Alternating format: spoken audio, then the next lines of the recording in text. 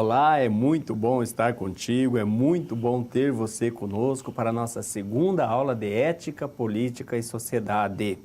A disciplina que nós estamos trabalhando tem esse nome, então, Ética, Política e Sociedade.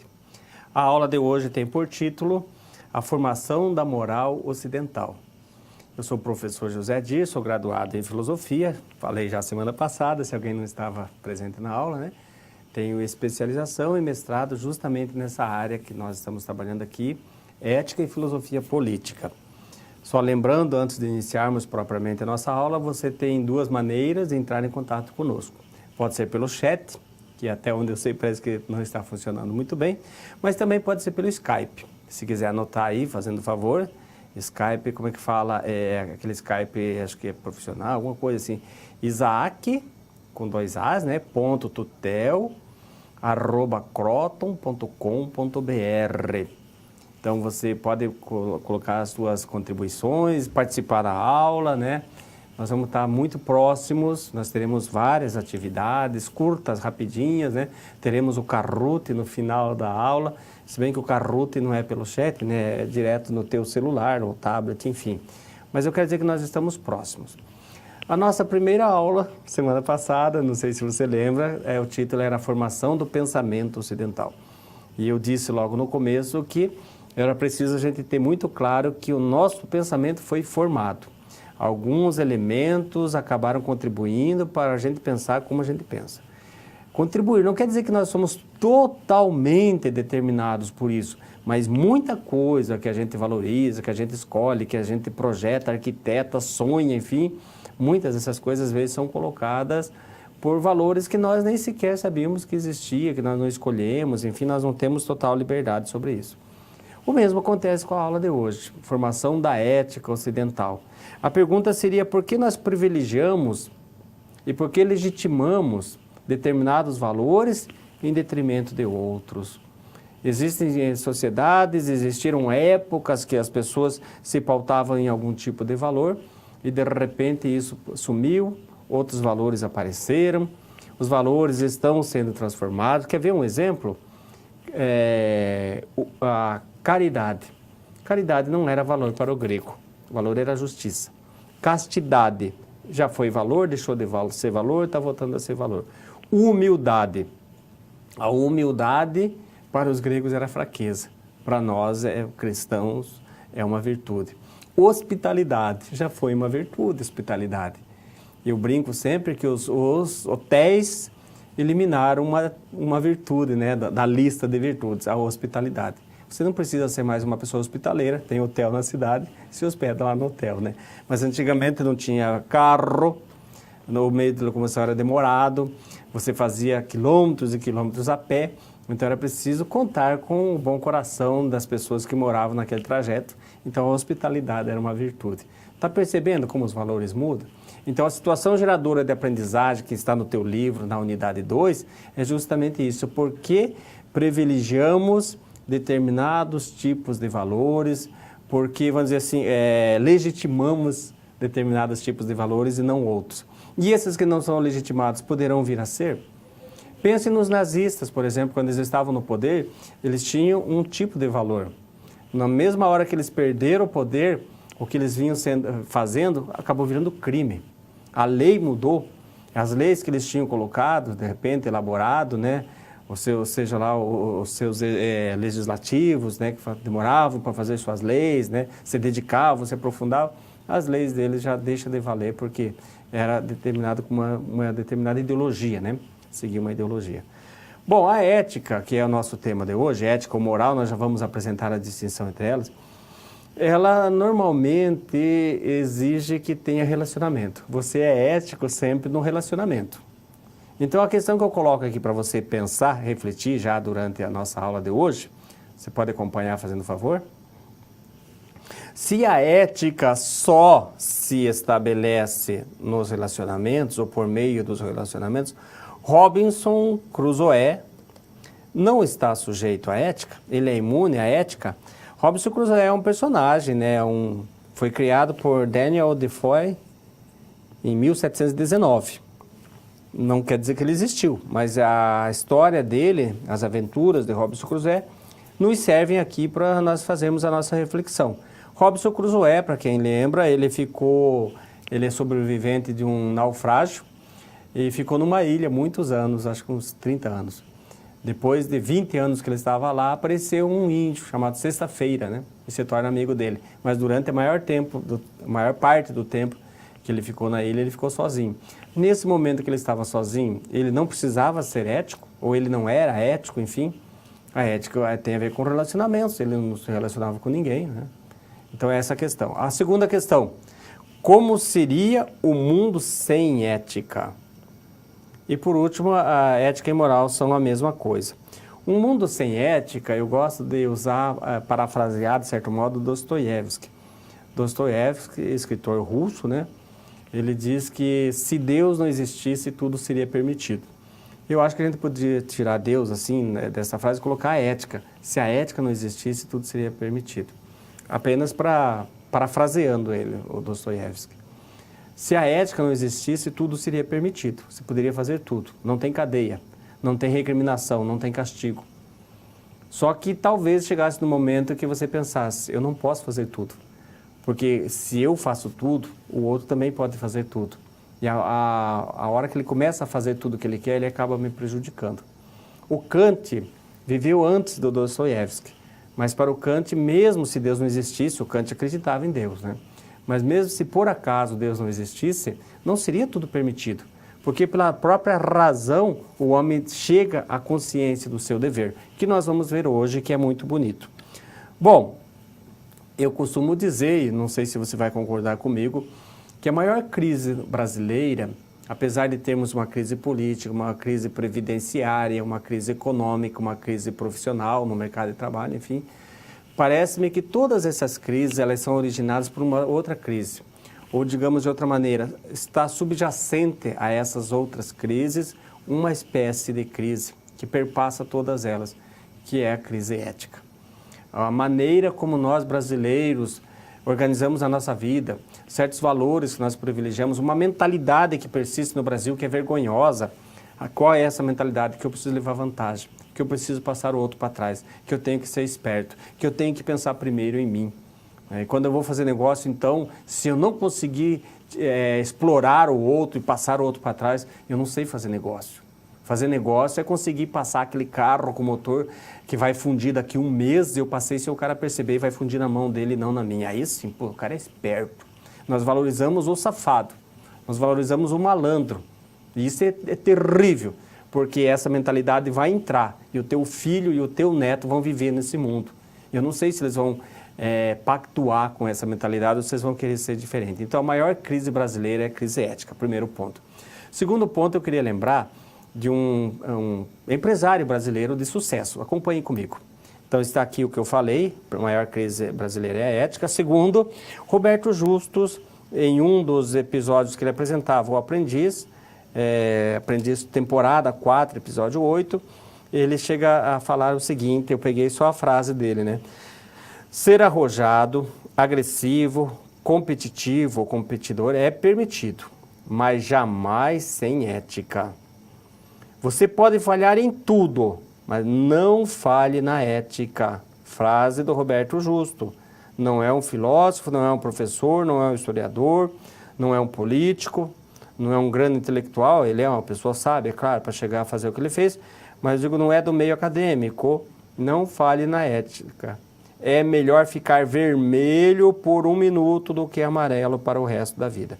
Você quer conferir isso? Está aí a fonte, né? O Aprendiz 4 está na internet, eu puxei esse vídeo, assisti, para dizer o seguinte, o Roberto Justo, muito assim, aparentemente, alguém pode pensar, é um empresário, ele quer lucro, ele não se incomoda com a ética, o importante é fazer negócio bom, se passar outro para trás é o que o mercado exige, prega e defende, não tem nada de errado. Mas ele tem uma equipe que ele pede para ir colocar uma barraquinha numa rua em São Paulo e a barraca está sujeita, de repente, à chegada de fiscais. E aí as pessoas, os competidores que têm que fazer essa tarefa, eles já levam dinheiro para subornar as autoridades. Se chegar um fiscal, eu dou dinheiro e me safo de ter a minha barraca apreendida. E quando o Roberto Justo vê isso, ele fica muito decepcionado, ele tira as pessoas do programa, não dá certo. Jamais eu vou querer um sócio que faça o que você fez e está errado. E aí ele fala essa frase. Então, para dizer para você o seguinte, você está aqui estudando, se preparando com duas coisas. Você quer conhecimento na tua área, você tem que ter o conhecimento na tua área, você tem que ser competente no que você vai fazer amanhã ou depois, mas você não pode falhar na ética. As pessoas que estão sentadas no banco dos réus na Lava Jato, eles têm competência, têm estudo, alguns deles de repente têm até estudo fora do Brasil, mais estudo do que nós, alguns com doutorado, pós-doutorado, livros escritos, estão no banco dos réus. Eles não sabem trabalhar? Trabalhar eles sabem. Onde eles falharam? Falharam na ética. Nós não podemos falhar na ética. Os gregos valorizavam muito a honra, nós não valorizamos, mas eu diria o seguinte, que você não pode causar vergonha para o teu filho, para o teu neto e para o teu pai, para as pessoas de bem. Que terrível um médico, que tem um nome grande no Brasil inteiro, daqui a pouco sai algemado do seu consultório. E as pessoas que estão vendo aquilo, seus amigos, sua esposa, ele, vamos dizer assim, que ele abusava das mulheres. E a esposa, e a filha vendo? Meu pai fazia isso? Olha, gente, acabou a vida da pessoa. Um grego, ele se mataria. O grego preferia morrer do que perder a honra. E para nós? Como é que a gente constitui uma sociedade desse jeito, né? Bom, primeiro ponto que eu quero te apresentar, já falei, é a diferença entre ética e moral. Cadê o slide? Isso, obrigado. Ética e moral, então existe uma diferençazinha. Os gregos escreviam de duas modalidades diferentes. O grego não tinha o e e o é, mas ele tinha duas letrinhas, olha aqui, esse aqui é o equivalente ao e e o é. Essa aqui é o eta e essa aqui é o epsilon. Mas não é só a letra que muda, a maneira como se pronuncia a palavra também muda. Então, escrito com essa letrinha, a pronúncia era eitos, e escrito com essa outra letra, o epsilon, era etos. Então, ele era o e curto, que se dizia etos, eitos. Não era só a grafia, não era só a pronúncia, era também o significado. Eitos significava hábito, costume, e etos significava temperamento, caráter. Essas quatro compreensões aqui acabaram entrando na nossa definição de ética. Hoje a ética significa tudo isso. Só que a ética, quando surgiu, ela era habitat de animais, como se fosse chiqueiro, mangueirão, curral. Você vê que hábito e habitat e habitação têm a mesma raiz, tem uma ligação. Só que para nós parece assim que habitação e hábito, né? Hábito é costume, né? Por isso não tem nada a ver uma coisa com a outra, mas tem. Quando chegou algumas obras dos gregos para ser traduzida do grego para o latim, Cícero, que era um senador romano que viveu de 106 a 43 a.C., já bem próximo de Cristo, né?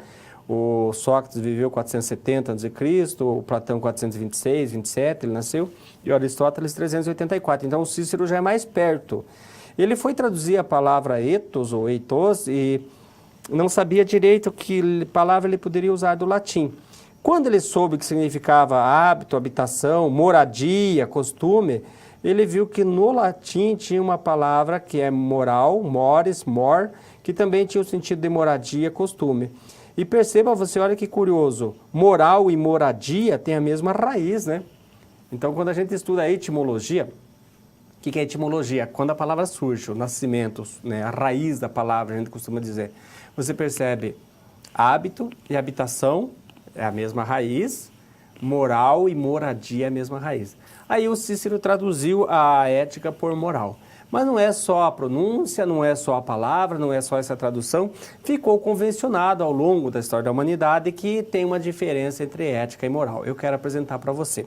Acompanhe aqui. A ética, ela é teoria, a ética é reflexão, a ética é universal. Por que ela é universal? Porque ela sempre trata da questão do bem. O bem pode ser captado, pode ser compreendido, pode ser visto de um jeito numa cultura e de outro jeito em outra cultura. Ou na mesma cultura em uma época e outra época.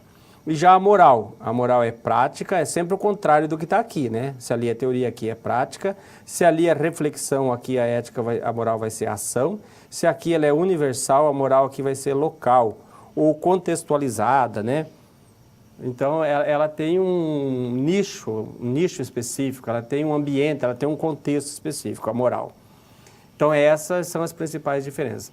Mas basicamente é como se fosse o seguinte, isso aqui vai aparecer na modernidade, vai aparecer lá pelo século XVII. A ética, ela tem a ver com a nossa consciência.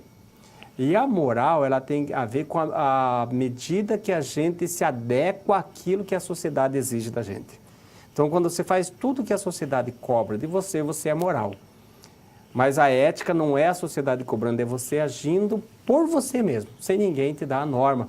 Lembra da atividade da aula passada, a aula atividade falava, e também está no fórum, a questão da maioridade moral, minoridade, autonomia. A ética é a autonomia. A moral pode ser, mas pode ser que também não.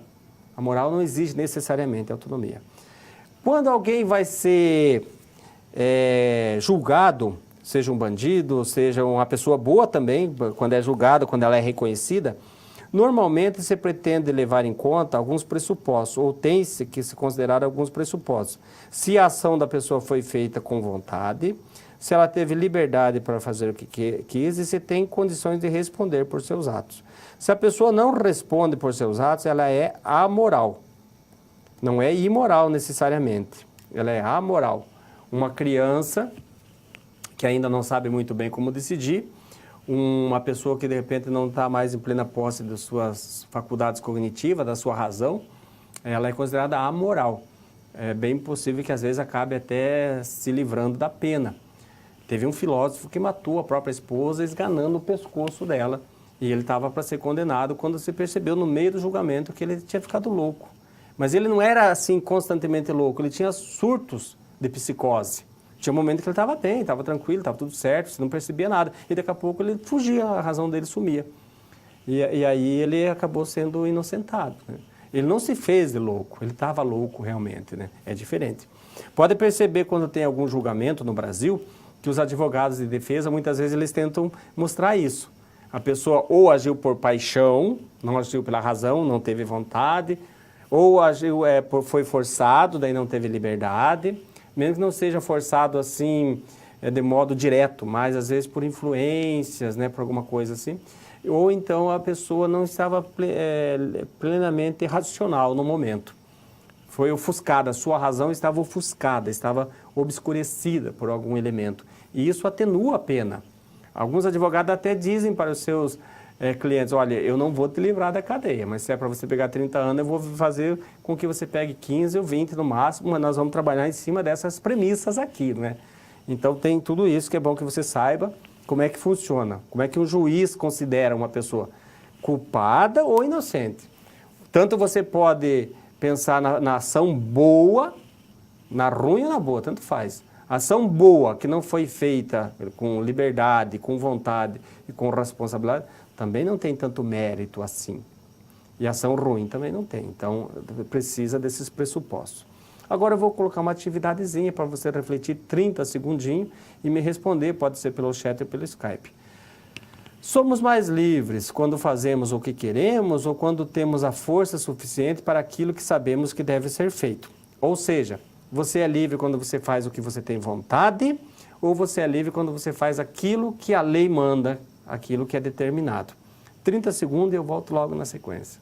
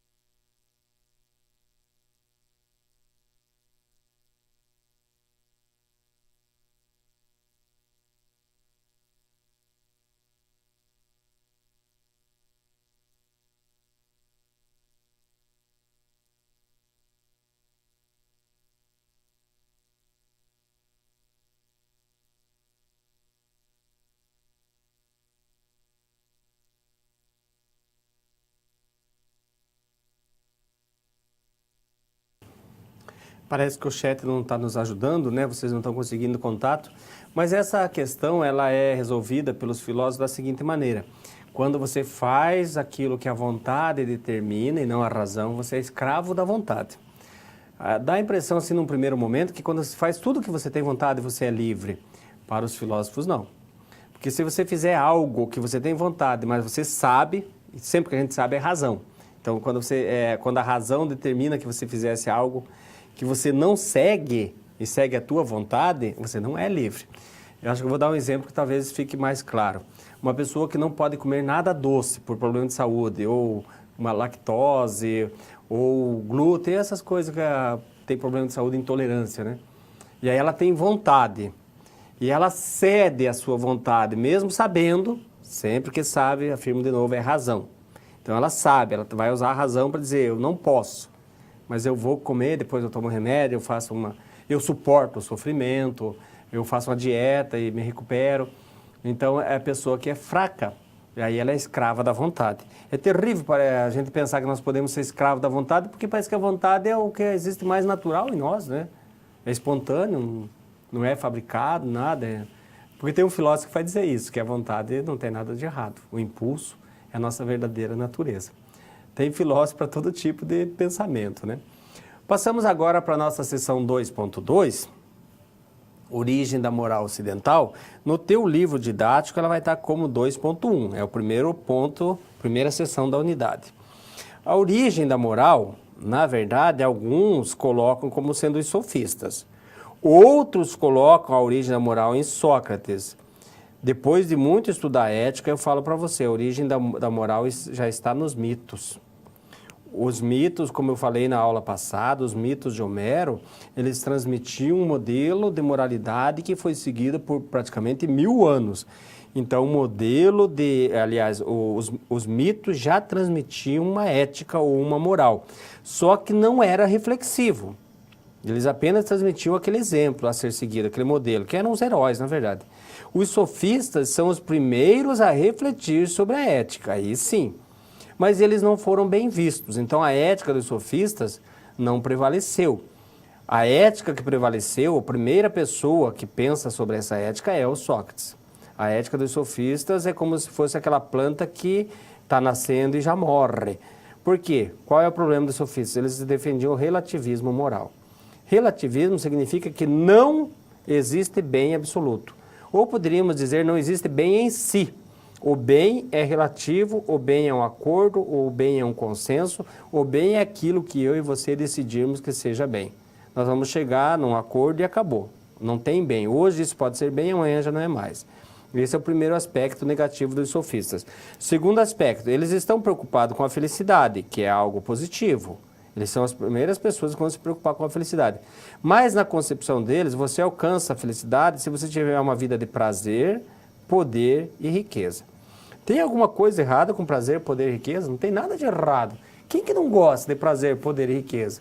Se a pessoa não gosta de prazer, poder e riqueza, ele é um masoquista. Alguma coisa tem errada com ele. Prazer, poder e riqueza são excelentes. Não tem nada de errado.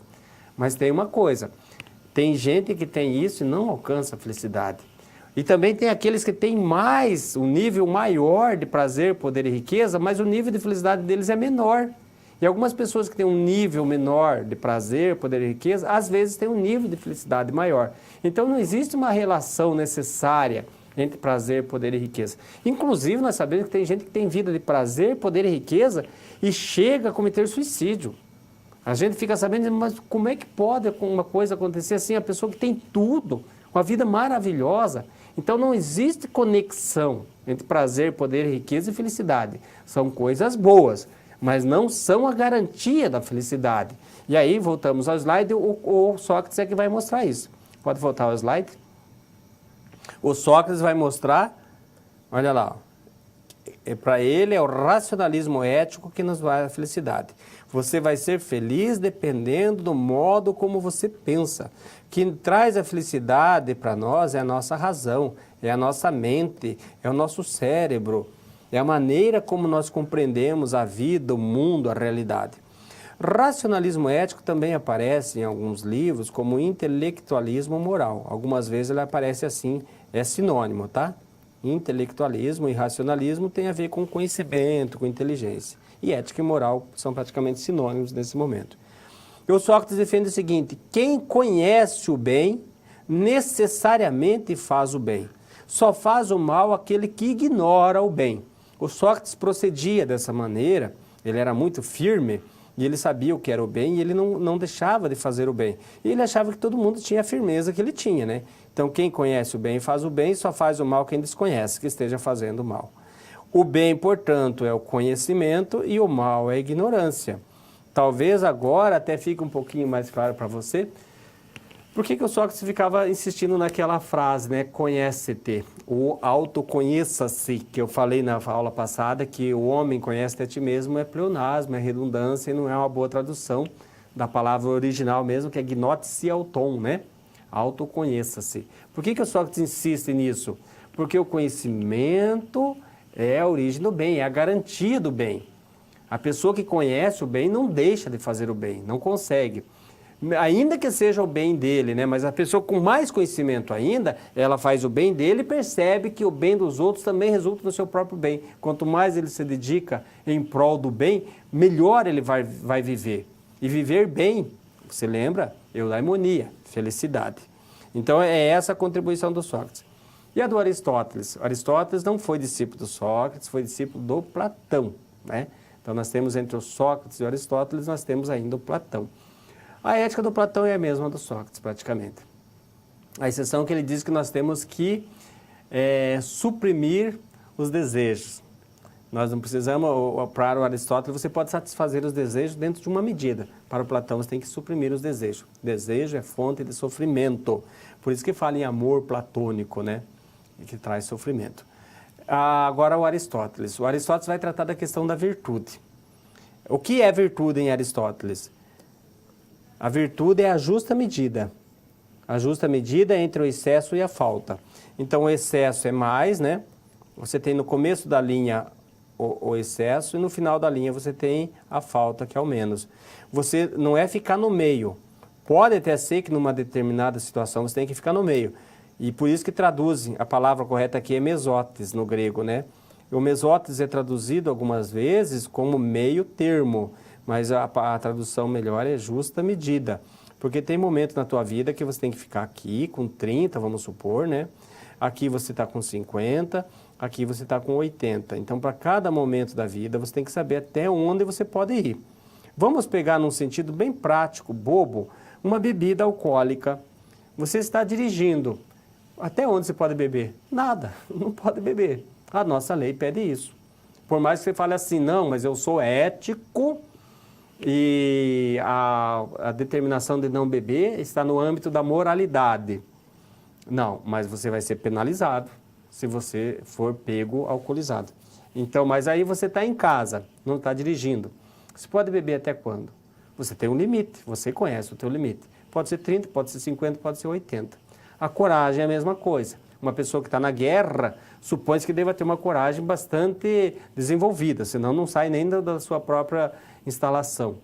Uma pessoa que vai trabalhar, por exemplo, numa bolsa de valores, onde tem que o risco é perigoso, talvez não possa ser muito atrevido, muito audacioso. Tem que ter uma coragem um pouco mais comedida.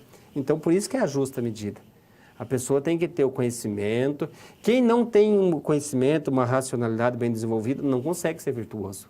A virtude pressupõe o conhecimento. Vamos voltar aqui, então. O Aristóteles diz que a virtude não é um hábito, mas adquire-se pelo hábito. O hábito é a nossa segunda natureza. Que sentido? Você nasceu meio nervoso, as pessoas falam, você já estoura, vamos supor. E aí você sabe que isso não faz bem, você vai tentando se conter, vai tentando. O hábito é costume. Vai procurando fazer um exercício de se conter até que um dia você domina a tua própria natureza. Aqui faltou acento, né? Você domina a sua própria natureza e você adquire, então, uma segunda natureza. O hábito, a virtude não é apenas disposição de caráter, mas é o modo como trabalhamos o nosso caráter. Virtude vem do grego, pode vir do latim virtus, que significa força, no sentido de domínio de si, autocontrole, autodomínio, e no grego é arete. Arete significa, no grego, excelência. Excelência é desempenhar com o teu papel do melhor modo possível.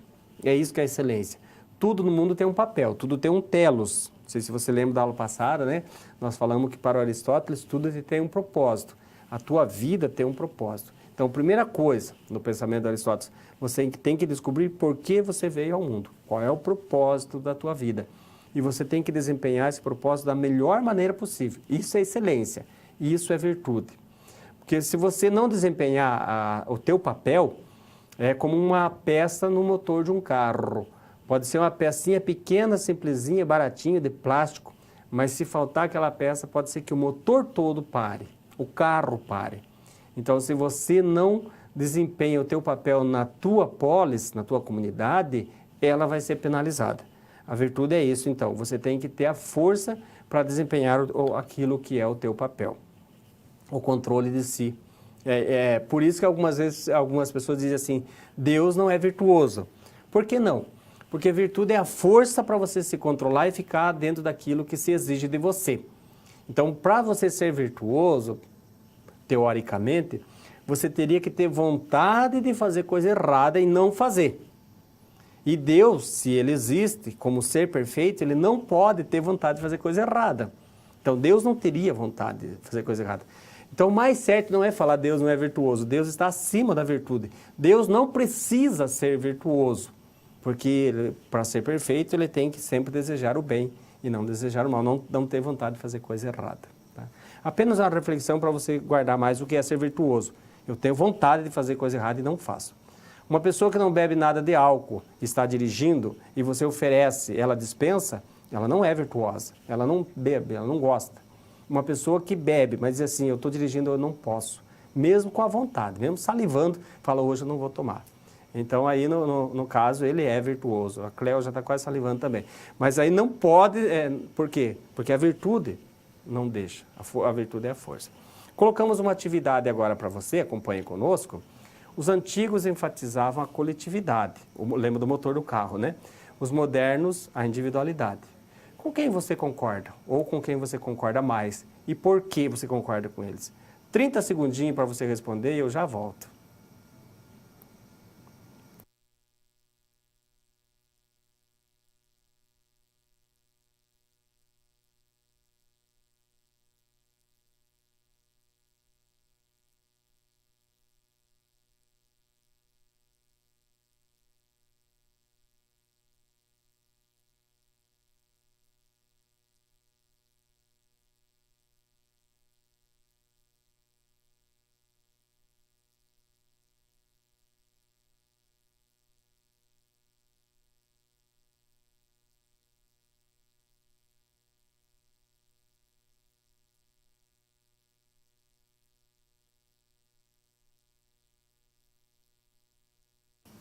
Você percebe que essa pergunta tem uma conotação bastante pessoal, né? Mas nós vivemos num mundo bastante individualista. É bom que a gente tenha consciência disso. Esse mundo não foi sempre assim. É mais para isso a pergunta. Lá na antiguidade eles valorizavam o coletivo. Nós somos individualistas, mas nós não queremos que ninguém nos prejudique. Então, mesmo assim, nós não devemos prejudicar ninguém, mesmo apesar do nosso individualismo. Nós vamos agora para a nossa sessão 2.3, que no teu livro didático é 2.2, a ideia do dever. A ideia do dever ele começa com a ética cristã. O cristianismo nasceu em 391, eu acho que falei isso na aula passada, né? E o cristianismo ele é profundamente teocêntrico. Deus é o centro da vida, das explicações, das ações do homem e tudo mais. Então o cristianismo tem algumas características. A ética cristã tem como característica levar em consideração a intenção, que os gregos não levavam. Para os gregos contava a ação apenas. Não interessa se você fez querendo ou não querendo. Interessa só uma coisa, você fez e acabou. Lembra do Édipo Rei, né, que nunca quis cumprir com o destino, mas acabou matando o pai e desposando a mãe. Pronto, ele está condenado e ninguém vai intervir em seu favor. O cristianismo mantém a ética das virtudes, lembrando que para os gregos as virtudes principais são 4, que é justiça, coragem, prudência e temperança. A prudência vem antes aqui, né? Justiça, prudência, coragem e temperança. E eles acrescentam mais 3, fé, esperança e caridade. Para o grego, a mais importante é a justiça, para o cristão, a mais importante é a caridade. Tá? Então, o cristianismo mantém a ética e acrescenta mais essas três, que daí vai ser chamado de virtudes teologais. Mas também estabelece, além dessas, a ética normativa. Por que estabelece a ética normativa se já tem a das virtudes? Porque a ética das virtudes, eu acabei de falar há pouco, que a ética das virtudes exige conhecimento, exige que você saiba deliberar, que você saiba até onde você pode ir. E durante a Idade Média, de 476 a 781, as escolas ficaram fechadas, as pessoas não tinham muito esclarecimento, não conseguiam agir virtuosamente porque não sabia. Não é que eram pessoas ruins, às vezes não sabia até onde pode ir. Então fica mais fácil você fazer que nem faz com uma criança. Aqui você pode brincar, aqui você não pode. Aqui você pode pôr a mão, aqui você não pode. Isso você pode comer, isso você não pode. E como é que você faz isso? Através dos mandamentos. Por isso que a ética cristã daí, além de ter as virtudes, para as pessoas que têm um pouco mais de esclarecimento, mantém a norma também para a pessoa que é mais simples e precisa apenas seguir as normas. Voltamos aqui, o cristianismo também instaura a subjetividade. Subjetividade é a valorização do sujeito, tire o B aqui que vai te lembrar sempre de sujeito, né? Subjetividade. E pode-se na ideia do dever. Só que esse dever que o cristianismo vai apresentar, ele é um dever externo ou externalizado. O dever que o cristianismo apresenta, você conhece muito bem o nome, chama-se mandamento. O que é um mandamento? Não estou indo contra o mandamento, não é essa a questão, por favor. O mandamento é alguém mandando. E se tem algo terrível nesse mundo é alguém mandar na gente, não é? Qual é o grande drama de um escravo? Ele é mandado o tempo todo. Então o mandamento, claro que o mandamento divino ele existe para que você não sofra, porque você tenha uma vida boa. Mas no lugar da igreja mandar, de alguém mandar, se você desenvolvesse você mesmo essa consciência, é o que os modernos vão tentar mostrar. Olha aqui, acompanhem comigo. Os modernos, e modernos aqui, eu vou te dar a data desse filósofo aqui, ele nasceu em 1632, não, desculpa, 1623, deixa eu riscar aqui que fica melhor, 1623 e morreu em 1677, com 44 para completar 45 anos. Então, moderno é dessa época, tá? Não vá pensar que moderno é de hoje. Hoje nós somos contemporâneos. Os modernos, eles são antropocêntricos, o homem é o centro de tudo, por causa da razão, lembra da aula passada? E aí esse autor aqui, chamado Baruch Spinoza, um filósofo holandês, morreu amaldiçoado, inclusive, ele faz uma distinção entre ética e moral. Eu vou fazer a distinção aqui em cima para ficar mais próximo para você lembrar depois. Ambas, elas tratam da questão do bem. Só que a ética é como se fosse a consciência, então a ética é interna. É você dando a norma para você. Lembra do fórum? Lembra da aula atividade da primeira aula nossa? E a moral, ela é externa. A moral é a seguir costume que a sociedade nos coloca. Então, você pode estar seguindo o costume por medo, por interesse, por precaução, mas você não tem consciência clara de que você tem que seguir esses costumes. Então, o Spinoza diz que a ética pressupõe liberdade. Para você ter a consciência ética, você tem que ser livre. Não é ninguém mandando em você. E não se restringe ao cumprimento de norma. Cumprir norma não te faz ético. O que te faz ético é você desejar o bem. É você ter assim, um apreço para o bem e ter uma consciência voltada para o bem. Os modernos confiam muito na razão. Lembra da aula passada? Racionalismo, e também confiam na experiência, no empirismo, como modos de alcançar a verdade, e por isso eles vão desenvolver métodos. Na aula passada eu apresentei para vocês o método do Descartes, né? Que eu disse que tem um macetezinho, lembra da palavra fácil em inglês? Easy, e troque o Y pelo um E. E vai ser a abreviatura de evidência, análise, síntese e enumeração. Os 4 momentos do método socrático. Só que o Sócrates não faz experiência. Em nenhum desses momentos ele fala em experiência. O método de um empirista, por exemplo, o Francis Bacon, é observação, organização racional dos dados, levantamento de hipóteses e sucessivas experimentações. Entra a experiência já dos empiristas. Mas eles vão desenvolver métodos para alcançar a verdade confiante na capacidade da razão. Só que daí quando nós chegamos na idade contemporânea, a mesma crítica que os modernos fizeram para os medievais, fizeram para a igreja, Os contemporâneos agora vão fazer para os modernos. Acompanhe aqui comigo que vai ficar mais fácil para você entender. A igreja, de acordo com os modernos, a igreja pretendia, baseada na fé, explicar o mundo, que é a tarefa da ciência, e fazer um mundo melhor. Esse mundo melhor no âmbito individual é a ética, no âmbito coletivo é a política. Então a igreja queria explicar o mundo e fazer um mundo melhor. Dizer o que era ético, o que não era, o que a política podia e não podia fazer. Os modernos entenderam que isso não aconteceu, ou digamos assim, os modernos entenderam que a igreja fracassou, não deu certo. Agora vem os contemporâneos aqui, ó. Os contemporâneos vão fazer a seguinte análise. Os modernos pretendem, assim como a igreja pretendia, baseado aqui era na fé, aqui baseado na razão, explicar o mundo e fazer um mundo melhor. Os contemporâneos entendem que isso não aconteceu. Então é a mesma crítica que os modernos teceram aos medievais, que é a igreja, os contemporâneos, que é basicamente a escola de Frankfurt, vai tecer aos modernos. Por que ele tece essa crítica aos modernos? Porque o que é a razão dos modernos? A razão é estudo, é pesquisa, é desenvolvimento, é ciência, é tecnologia. E investiram tanto nisso para fazer o quê? Para fazer avião, para fazer tanque de guerra, para fazer armas, no sentido de matança. As duas maiores catástrofes que a humanidade conheceu ao longo da sua história são catástrofes relacionadas às duas grandes guerras mundiais, matança de pessoas. Então eles entendem assim, a razão não cumpriu com o seu papel, a razão não deu certo. E agora faz o quê? Descarta a razão? Não descarta.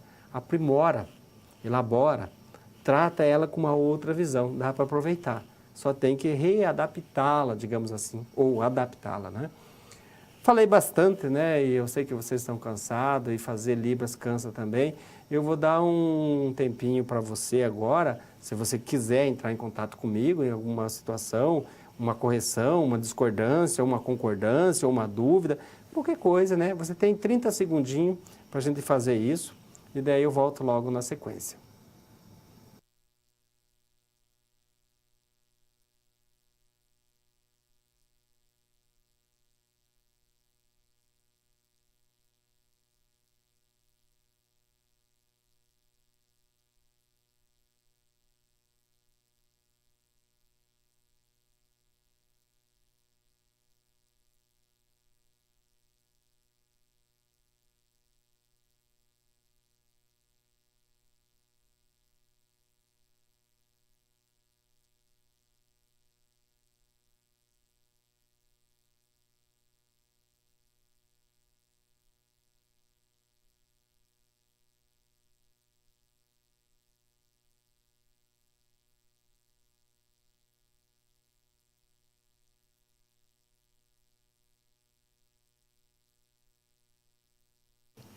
Nós começamos a aula, né, fazendo uma espécie de uma conclamação, digamos assim, para você pensar se o Robinson Crusoe seria ético ou não seria ético, né, porque ele não se relaciona com ninguém.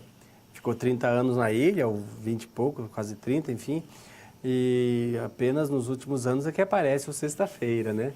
Mas daí, enquanto ele não tinha ninguém, ele não precisava ser ético, e aí eu vou te apresentar a resposta, ele precisava ser ético. Olha que coisa engraçada, ele precisava ser ético para com ele mesmo. Nós também nos relacionamos conosco mesmos.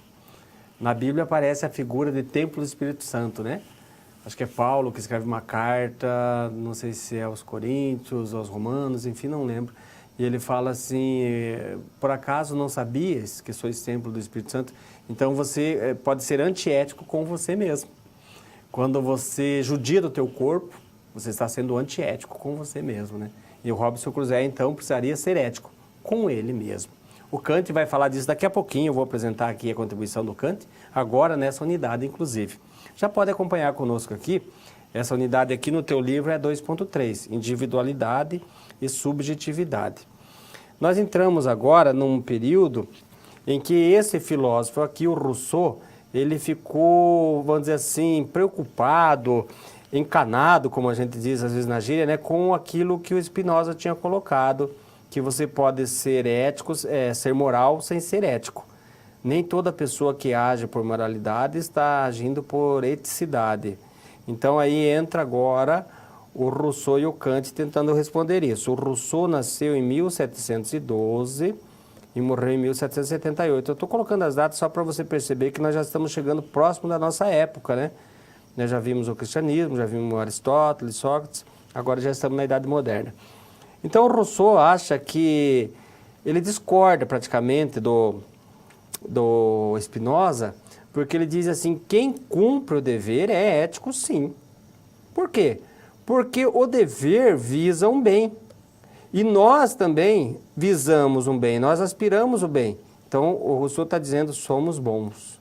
Nós nascemos bons. Quem estudou um pouquinho de sociologia, ou mesmo filosofia ou história no ensino médio, lembra da frase do Rousseau, né? O homem nasce bom e é corrompido pela sociedade. E o Rousseau também vai desenvolver o mito do bom selvagem. Há quem diga que essa tradução aqui não é correta, porque no francês ele falou bon sauvage, salvage com U. E salvage pode ser traduzido como selvagem, mas também pode ser traduzido como natural. Porque selvagem normalmente está próximo de rudeza, crueldade, né? Selvageria é um pouco isso. Agora, se ele fala naturalmente bom, quer dizer que o homem nasce bom. E é isso realmente que o Rousseau fala. O homem nasce bom e as leis propõem um bem. Não tem choque nenhum. Só na aparência é que tem choque, mas não tem. O sentimento, de acordo com Rousseau, tem mais valor do que a razão. Tem primazia. Por quê? Porque o sentimento é bom. Nós nascemos bons. Já o Kant vai falar o seguinte, não nasce bom não. Quem diz que nasce bom? Nós nascemos egoístas. Perceba as crianças. Elas só pensam nelas. Nós somos egoístas. E a única intenção capaz de dar valor moral a uma ação é a de cumprir o dever pelo dever. Agora nós voltamos lá no cristianismo que eu falei que o dever era internalizado, tá? O mandamento, que o mandamento não está visando o nosso mal, em hipótese alguma, mas o mandamento é colocado de fora. O Kant fala que você tem que cumprir o dever pelo dever.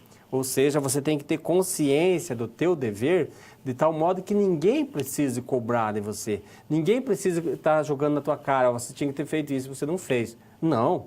Você diz assim, eu sei o que eu tenho que fazer, eu faço. Né? Então eu tenho essa firmeza. Acompanhe aqui comigo o que o Kant diz. Olha lá, o homem é um ser racional, é assim que nós somos definidos, né? Animais racionais, capaz de ser regular por leis que impõem a si mesmo. E essas leis que impõem a si mesmo, ela não é mandamento. O mandamento é quando alguém impõe. Quando você impõe a si mesmo, não chama mandamento, chama imperativo. Então o Kant vai chamar isso de imperativo categórico. Por que categórico? Categórico é alguma coisa que é claro, que não deixa dúvida, que é enfático. Quando alguém fala alguma coisa e foi bem claro, às vezes até pergunta, eu fui categórico no que eu falei. Quer dizer, fui enfático, eu enfatizei muito isso. E o imperativo categórico do Kant, ele aparece, ou ele é transmitido, expresso, de duas maneiras. Essa aqui é a primeira delas, a outra eu já vou falar para você. Primeira maneira, age, é você agindo, age, de tal modo que a máxima é motivo, tá? A máxima da tua vontade possa valer sempre, ao mesmo tempo, como princípio legislador universal. Então é essa a tradução do imperativo categórico do Kant. Eu gosto de uma outra tradução que diz assim, age de tal modo que a máxima de tua ação possa valer por tua vontade como lei universal. Vamos traduzir essas duas frases, que é praticamente a mesma? O Kant está dizendo assim, tudo o que você faz, você autoriza o outro a fazer. Você cria leis, não no papel, você cria leis pelo teu comportamento. Se você um dia mentiu, todas as pessoas estão autorizadas a te mentir e você não vai poder reclamar. Tudo o que você faz, os outros também podem fazer e você nunca pode reclamar disso. Por quê? Porque foi você que criou essa lei, pelo teu comportamento. E a segunda expressão do imperativo categórico do Kant, que é muito bonito também, tem até a ver com sexta-feira, com o Robinson Crusoe, que nós acabamos de falar, é a seguinte, jamais trate a humanidade na tua própria pessoa ou na pessoa do outro como um meio e sempre como um fim em si. Ou seja, jamais passe o outro para trás, jamais tire proveito, jamais maltrate, jamais discrimine, jamais trate o outro na tua própria pessoa, ou jamais trate a humanidade, desculpe, na tua própria pessoa, na pessoa do outro, como um meio e sempre como um fim em si.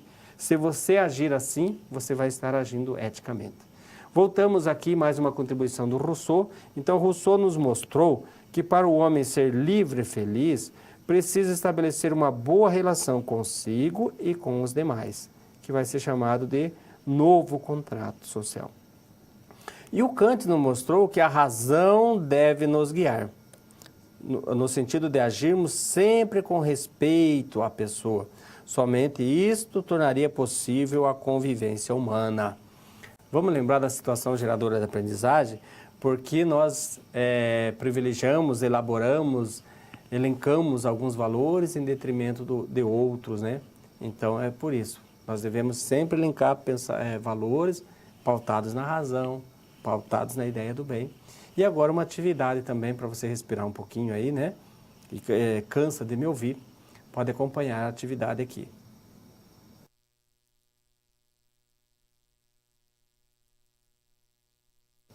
Tem mais valor quem nasce bom ou quem se torna bom? 30 segundos e eu já volto.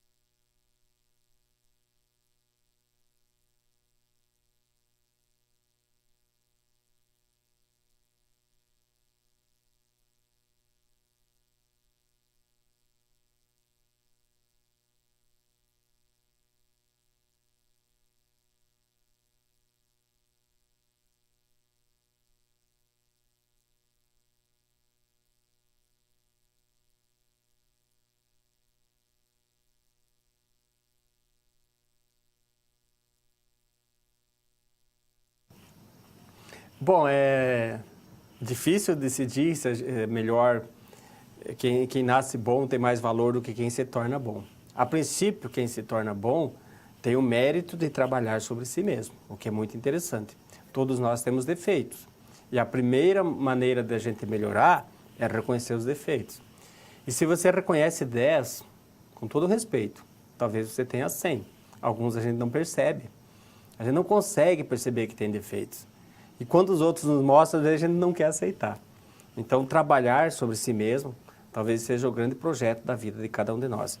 E essa questão se o homem nasce bom ou nasce mal, eu estou colocando para você porque aparece no teu livro e é bom para você entender os modernos. O Hobbes acha que a gente nasce mal, o homem é o lobo do próprio homem. O Locke acha que o homem nasce bom, embora tenha alguns conflitos, mas essencialmente ele é bom. O Rousseau acha que o homem nasce bom, mas a sociedade corrompe, o homem se torna mal. E o Kant, como eu apresentei, acha que a gente se torna, a gente é egoísta, né? Mas é difícil a gente decidir porque não estamos falando eu, você, nós, assim, estamos falando da raça humana como um todo, né? Quanto já evoluímos e quanto mal também já praticamos, né? O homem já fez muitas coisas, muitas guerras, muitas mortes, né? Infelizmente, e continua fazendo, né? Chegamos no nosso último ponto, no teu livro didático, vai aparecer 2.4, a moral na modernidade. A modernidade aqui, na verdade, esse aqui pode ser que seja um moderno, esses daqui já são contemporâneos, tá? Não são modernos mais. Então, a moral, esse aqui é um professor universitário, que também foi pastor protestante, George William Friedrich Hegel, ele acha que a moral é uma construção, histórico e cultural, tá? Então, histórico e cultural. Esse filósofo que vai aparecer aqui é o Nietzsche, Friedrich Nietzsche. Ele diz que a transgressão é a verdadeira expressão da liberdade, é a ousadia dos fortes. A moral existe para conter o impulso dos fortes, mas nós devemos ser fortes, tá? Principalmente a moral cristã. Ele fala que é a moral do rebanho, que conduz todo mundo, né, como cordeiro. E o Sartre, Jean Paul Sartre, é um filósofo francês, morreu em 1980, 39 anos atrás. Veja que nós saímos lá dos sofistas e chegamos até agora perto de nós mesmos. Ele diz que a liberdade é a escolha incondicional que o próprio homem faz de seu ser e do seu mundo. O tema mais importante aqui para o Sartre é a questão da liberdade. Ele fala que nós estamos condenados a sermos livres. Como condenado? Você não consegue fugir de fazer escolha. Você é obrigado a fazer escolha o tempo todo. Querendo ou não querendo, você tem que usar da tua liberdade para fazer escolha. Porque quando fala condenado, condenado é quem não é livre. Mas nós somos condenados a sermos livres. E você só não é mais livre, segundo Sartre, porque o outro impede. Então a frase do Sartre é interessante. Ele fala, o outro é o meu inferno. Porque o outro, a cabeça dele, né? O outro limita a tua liberdade. Você não pode ser mais livre ainda, porque tem o outro. E aí, se o outro for mais livre também, vocês dois vão se chocar. Então, o outro é o meu inferno. A outra frase do Sartre que eu gostaria que você conhecesse, inclusive possivelmente apareceu na tua aula atividade, né? Você já fez. A existência precede a essência. Essa frase é do Sartre, né? Essa mentalidade dele, a existência precede a essência. O que é precede? Precede vem antes. Existência, existir, nascer, viver, vem antes da essência. Significa que nós nascemos e escolhemos o que nós queremos ser. Por que ele fala isso? Porque até a época do Sartre, quando, o pensamento da igreja, principalmente, era justamente o contrário. A essência precede a existência. Ou seja, você já vem no mundo com uma missão. A tua essência, que é ser filho de Deus, exige de você que já venha no mundo com essa mentalidade. Eu sou um filho de Deus e eu vou agir como tal. Ele fala, não, você nasce, depois você escolhe o que você quer ser. Você tem liberdade para escolher o que você quer ser. Voltamos aqui mais um pouquinho com a contribuição do Hegel. Hegel diz que além da vontade subjetiva, a vontade do eu, existe uma vontade objetiva, que é social, que é o Estado, que são as leis, que são as normas, aquilo que a sociedade cria, né? Então tem a subjetiva e a objetiva.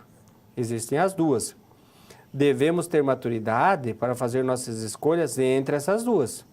Tem coisa que eu posso dar prioridade à minha vontade, tem coisa que eu tenho que suprimir minha vontade e fazer aquilo que o Estado está me mandando. Seria mais ou menos isso. O Nietzsche critica a moral racionalista do Sócrates, do Aristóteles, do Platão, da igreja, de todo mundo. O Nietzsche é o filósofo da desconstrução, está tudo errado, tem que começar tudo de novo. E mostra que em muitos momentos é importante questionarmos os valores impostos. Essa parte é bonita, né? Tem valor que é imposto, que a gente herda de nossos ancestrais e só nos faz sofrer. E se você de repente questionasse e visse se esse valor se sustenta ainda ou não, talvez você pudesse viver mais tranquilo e ser mais feliz, né? Mas não quer dizer que você deva abandonar esses valores, não. Questionar os valores. Se tiver que abandonar, tudo bem. Mas num primeiro momento abandonar, não. Estamos falando em questionar. E o Sartre vai falar que somos definidos por nossas escolhas, mesmo quando estamos sob o poder de forças externas, e isso resultou de uma decisão livre. Estar sob uma força externa, ainda assim, é uma decisão livre, segundo o Sartre.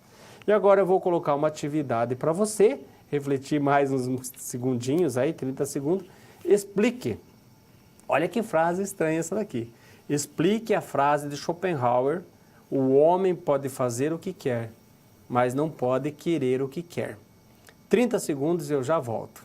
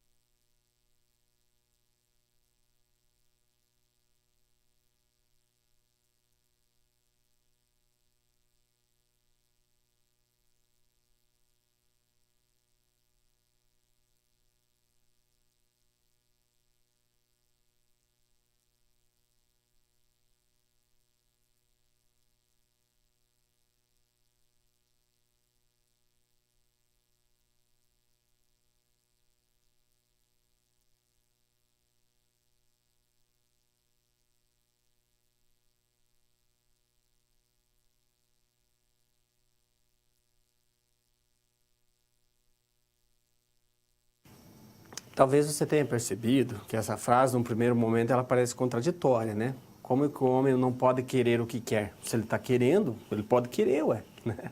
A frase dele, ele é um filósofo que morreu em 1860, já é mais próximo de nós. Nasceu depois do Kant, ele foi contemporâneo do Hegel. O Hegel nasceu em 1770 e ele nasceu em 1778. E o homem pode fazer o que quer, mas não pode querer o que quer. Então parece contraditório, mas não é. Porque ele está dizendo o seguinte, você tem liberdade de ação, fazer ou não fazer alguma coisa. Só que quando você quer alguma coisa, você não percebe, mas o teu querer é determinado. O nosso pensamento é determinado, nossos gostos são determinados. Você fala assim, eu sou livre, eu uso a roupa que eu quero. Você usa a roupa que a moda te apresenta. Você não anda de túnica como andam os muçulmanos, os hindus. Por quê? Porque a nossa sociedade te permite um rol de roupas adequadas. Você não vai andar tipo um Hare Krishna, né? Com aquelas roupas cor de salmão, todas entrelaçadas, né? No meio das pernas, na cabeça, com a pinta na testa. Vamos dizer assim, como é que você vai trabalhar de um jeito desse? Nossa, dá as contas, ficou doido. Então nós não somos totalmente livres. O nosso livro, a nossa ação, o nosso pensamento, ele é determinado. Parece assim meio que forçar a barra falar isso para você, mas não é. Se você parar para refletir mesmo, começar a analisar bem, você vai dizer assim, o meu pensamento foi formado por elementos que eu nunca pensei que seriam. A educação, a região que você vive, a escola que você frequentou, os pais, né, que você tem, os parentes, os amigos, o trabalho, a escola que você está frequentando agora, nesse momento, tudo isso determina a gente. Bom, agora você vai entrar ali, você está vendo lá que tem o Kahoot, você tira esse S, pode mostrar o slide, fazendo um favor? Isso, o Kahoot não tem esse S, tá, gente? Você vai digitar no teu tablet, no celular ou no notebook, Kahoot, com T no final, .it. Lembre de italiano, um abreviado, IT, kahoot.it, e você vai ter daí acesso a uma página, pode apresentar aqui já essa agora do Kahoot, o número que vai pedir para você é o PIN, né? O PIN é 64942. Coloque, se possível, o estado de onde você está falando, né? Onde você está participando conosco, para nós termos uma noção de onde são os nossos jogadores. Enquanto não entrar nenhum jogador, nós não podemos iniciar o nosso jogo. Lá já entrou um, deu Nápoles, na Bahia. Muito obrigado pela participação. Ó, o Hegel. Semana passada tinha o Sartre, eu acho que eu conheço esse Hegel aí, né? E conhece a filosofia, porque ele sabe que é George William Friedrich Hegel. Então temos 2 jogadores. Gislene. Você entra, então, só repetindo Kahoot, do jeito que está ali. K-A-H, 2 O's e 1 T, .it. E aí você vai pedir o PIN, você coloca, vai pedir um nick, um apelido, né? Você coloca o teu apelido aí, o que você escolher, né? E aí nós vamos jogar. Eu só queria salientar que quando você está jogando, você não está perdendo tempo, você não está brincando, você está estudando. As perguntas que eu vou apresentar para você é uma recapitulação da aula. São perguntas que, de repente, uma ou outra delas até pode aparecer na tua prova. E se você errar aqui não vale ponto. Então, às vezes, até é bom que aconteça isso para você se corrigir, né? Vou dar mais um tempinho, ainda temos 10 jogadores apenas, né?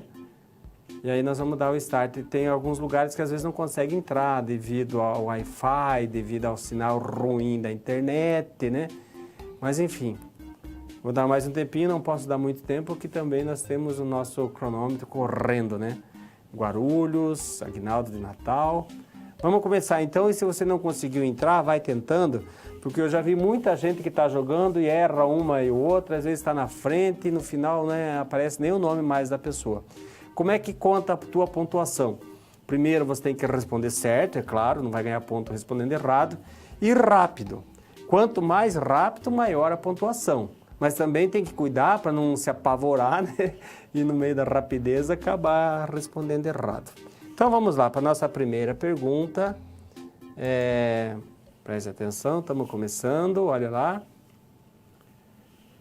Sobre ética e moral, é correto afirmar que Ambas são práticas, ambas são teóricas, a ética é prática e a moral é teórica, a ética é teórica e a moral é prática.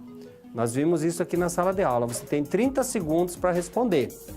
Tá? Será que a ética e a moral, as duas são práticas ou as duas são teóricas? Ou a ética é prática, daí consequentemente a moral é teórica? Ou é o contrário, a ética é teórica e a moral é prática? Vamos ver se conseguimos nos fazer entender. Olha lá, deu 5-5, 3-3. Que placar engraçado, né? Então, mas quem jogou no verde acertou. Olha lá. Non ficou em primeiro. HSF de Natal, Jefferson Luan, Edilane Souza e a Keila, com pontuações bem próximas. Vamos para a segunda pergunta. Prepara aí, dá uma olhadinha. O defensor do racionalismo ético foi Sócrates, Platão, Aristóteles ou Epicuro? Dois nomes desses praticamente não apareceu na nossa aula, né? Você tem que resolver entre dois. Quem que criou o racionalismo ético? Sócrates, Platão, Aristóteles ou Epicuro? 10 segundinhos para responder. Falei disso na aula aqui. Racionalismo ético ou intelectualismo moral é a mesma coisa. Qual deles criou essa terminologia? Ah, agora sim. A maioria acertou que é o Sócrates. Ele é o pai do racionalismo ético, né? Próxima pergunta. Ah, não, desculpa, o pódio. Keila, Jefferson, Edilane, o Hegel. Difícil competir com um filósofo, né? Brumado, na Bahia. Obrigado pela participação. Vamos lá para a próxima. A ética aristotélica é a ética aristotélica das normas, do dever, das virtudes ou da consciência? Como ficou conhecida a ética aristotélica? Das normas, do dever, das virtudes ou da consciência? Falamos também em sala de aula. Você já está estudando, né? Falamos durante a nossa aula aqui. Você já está estudando para a tua prova, de certo modo. Aí fazendo as atividades que a gente propõe, olha lá, essa daqui teve mais gente errando do que acertando. É a ética da virtude, né? Brumado na Bahia em primeiro, Gislene, Cida de Montes Claros, deve ser, Non e Keila. Vamos para a nossa quarta pergunta. A ética do dever, ou deontológica, que é a mesma coisa, é a ética de Spinoza, Aristóteles, Rousseau ou Kant? Ética do dever também é chamada de ética deontológica. A palavra deontos no grego é dever. Então essa ética do dever foi a ética do cristianismo também, né? Mas do cristianismo ela é do dever externo. Agora desse filósofo aqui ela é do dever internalizado. Quem que criou isso? Spinoza, Aristóteles, Rousseau ou Kant? Espero que aqui tenhamos mais acertos. Isso, tivemos. 8 apostaram no Kant, está certo. Então, Brumado, na Bahia, continua em primeiro. A Cida, a Gislene e a D078 alguma coisa. E o Non. O Hegel, acho que ele desistiu na jogada, né? Mas tá bom. Vamos lá. Qual dos filósofos a seguir defende que a ética é uma construção histórico-social? Qual foi o filósofo que defendeu isso? O Nietzsche, o Hegel, o Sartre ou o Kierkegaard? Tem um filósofo que nem foi citado na aula, né? Entre esses 4. Então, você tem 3 aí que você ouviu falar. A ética é uma construção histórico-social. É do Nietzsche, ou é do Hegel, ou é do Sartre, ou é do Kierkegaard? Kierkegaard é um filósofo dinamarquês. Nasceu em 1800 e... Olha, jogaram no Nietzsche, a grande maioria. E o certo é o Hegel, né? Então, vamos ver como é que ficou o pódio. Gislene Andrade, Brumado e Cida de Montes Claros. Gente, por mais que pareça uma brincadeira, né? Não é uma brincadeira. Quero parabenizar todos que jogaram, que contribuíram conosco. Essa aqui é uma maneira de nós irmos aprofundando um pouco mais, como eu disse desde o começo, né? Você não está brincando, você está estudando para a prova. Quando chega na época da prova, os alunos, normalmente na última aula, né, nós estamos na segunda, os alunos começam a mandar recado. Professor, o que vai ser cobrado na prova? A prova é um banco de mais de 1000 questões. E aí o sistema vai escolher. Eu não sei o que vai cair na prova. Eu sei que as questões que estão no banco, né? A grande maioria delas. E tudo que nós falamos aqui hoje está no banco. E você também tem que ler o livro, principalmente as principais ideias. Tem algumas seções do livro que às vezes você pode, se não tiver muito tempo, né? Às vezes pode até passar e pular e tal, mas de certo modo você tem que participar de todas as atividades. O nosso fórum avaliativo está aí, espero que você esteja participando, que vai tratar de uma questão que nós vimos aqui na sala hoje, que é a questão ética no Kant, fala da maioridade e minoridade. A minoridade é deixar que os outros digam o que a gente tem que fazer, não é cronológico. Uma pessoa pode ter 80 anos e ser menor, e tem muita gente assim, com mais de 80 anos, enfim, a vida inteira é menor. Por que menor? Porque alguém sempre vai dizer para aquela pessoa o que ela tem que fazer. E esse alguém pode ser o Estado, pode ser a família, pode ser a sociedade, pode ser a igreja, pode ser a escola. Quando você age só porque alguém falou, você não é livre, e você não é maior, e você não é autônomo. E agir desse modo dói, machuca. Você tem que ter a consciência da moralidade dentro de você. Ética é consciência. Moral é se adequar ao que o nosso espaço exige de nós, né? Que fique isso claro para você.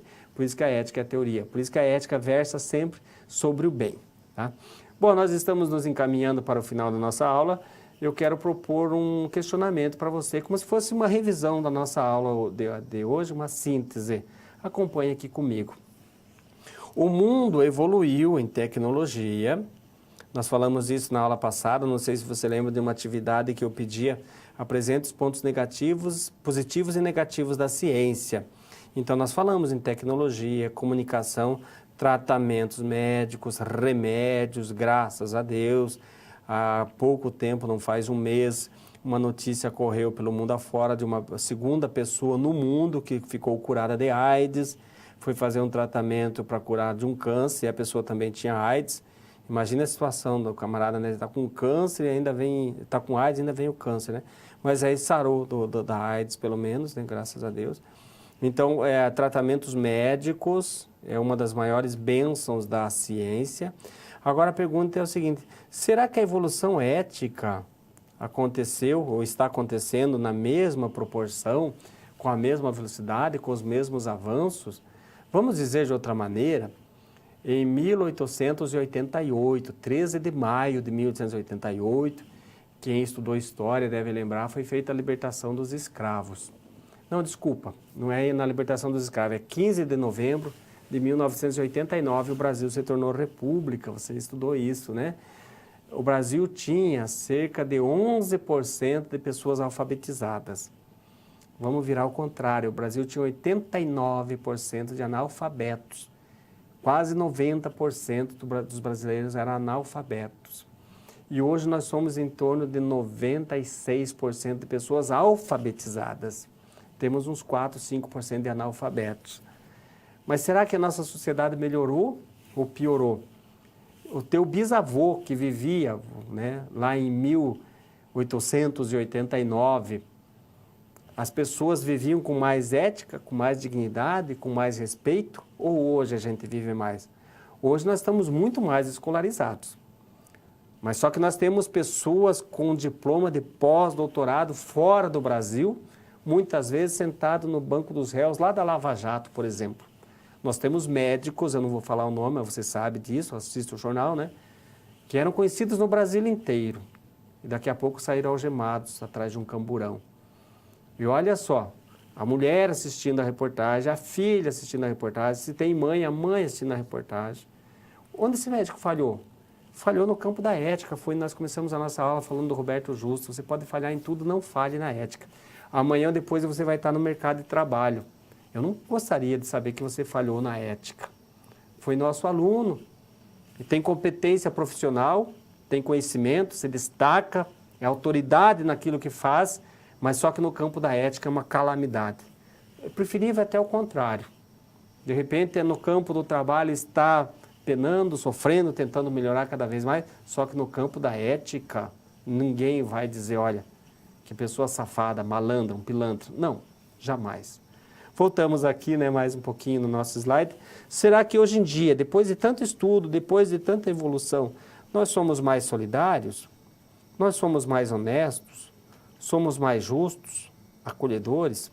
Acolhedores aqui no sentido de tolerante, porque eu falei para você na última aula que a tolerância hoje em dia já é um conceito que começa a ser questionado, porque tem uma postura implícita dentro dela de um certo ar de superioridade, né, ao que tolera e ao que é tolerado.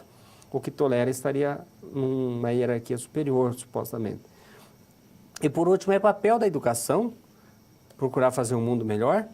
Talvez você fale assim, não, o papel da educação é me dar profissão. Mundo melhor, quem deve tratar disso é a igreja. Não é só a igreja, não. A igreja, o Estado, a família. E o Estado, quando a gente fala Estado, ali entende-se as leis e entende-se as instituições. E a escola é uma das instituições do Estado.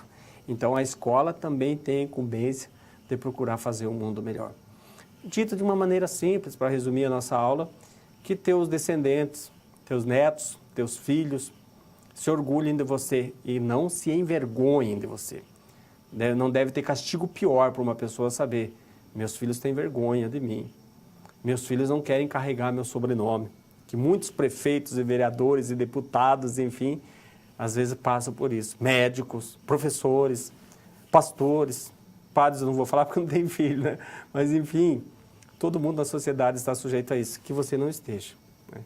Que jamais as pessoas que são do teu círculo se envergonhem de dizer, putz, o cara era meu amigo, você acredita nisso? O cara era meu amigo. Não, o cara é meu amigo. Que as pessoas se orgulhem de dizer, esse cara é meu amigo. Ou é meu filho, meu pai, meu parente, enfim, né? Acho que você entendeu o que eu quero dizer. Nós não podemos falhar no campo da ética, sob pena de causar sofrimento para nós mesmos e para os demais. Encerramos a nossa aula, segunda. Semana que vem eu espero você para nós tratarmos da questão política. Não é a política nossa, não se preocupe, a nossa política não atrai, né? O assunto não atrai, mas nós estamos falando da política desde os gregos até chegar ao nosso tempo. A política era uma instituição muito bonita, talvez hoje não seja mais. Quem sabe um dia possa voltar a ser. Mas nós precisamos entender da política, porque as decisões políticas recaem sobre a nossa cabeça. E se nós não entendermos, nós seremos um gado conduzido, né? Como diz o Zé Ramalho, admirável gado novo, né? Parafraseando Aldous Huxley, né? Do livro Admirável Mundo Novo. Encerramos a nossa aula e eu espero você semana que vem, se Deus quiser. Até lá.